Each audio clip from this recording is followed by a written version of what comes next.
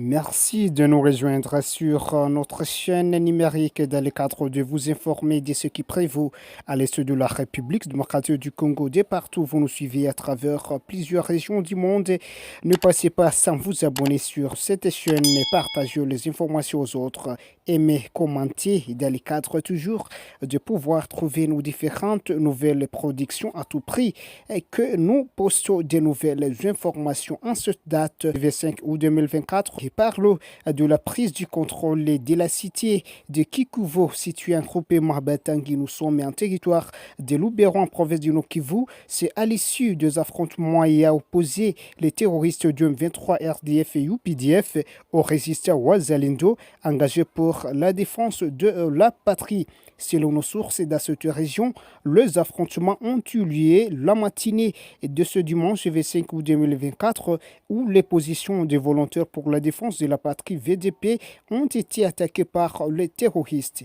Ces affrontements interviennent dans un contexte de fragilité du cessez-le-feu jamais observé par la partie terroriste depuis son instauration en date du 4 août 2024 selon les communiqués de Luanda signés en date du 30 juillet dernier entre les deux délégations ministérielles de ces deux pays en conflit. Ces attaques terroristes sont lancées au lendemain de celles intervenues dans le territoire de Massissi où les positions de Wazalindo ont été attaquées par l'armée rwandaise RDF dans la grande agglomération de Moueto située dans la chefferie de Bachali en territoire de Massissi en date d'hier samedi 24 août 2024.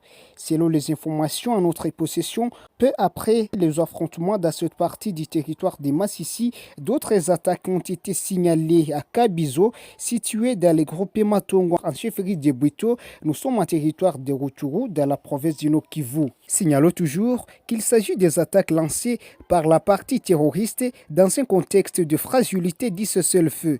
Face à cette énième attitude du M23 soutenue par l'armée rwandaise RDF, les populations à travers plusieurs localités de différents territoires du Nord-Kivu continuent d'alerter sans précédent le gouvernement congolais de pouvoir passer à l'activation des énergies offensives pour libérer complètement les zones congolaises sous contrôle de l'armée rwandaise. Très chers internautes et téléspectateurs, vous qui nous suivez de partout à travers plusieurs régions de la planète Terre, ne passez pas sans vous abonner sur cette chaîne qui vous donne des informations à temps réel et surtout des informations de la situation qui prévaut à l'est de la République démocratique du Congo où les terroristes du M23 soutenus par l'armée rwandaise et ougandaise ne cessent de semer la désolation dans la province du Nord-Kivu à l'est de la République démocratique du Congo. Restez connectés nombreux tout en vous rendant dans nos prochaines productions.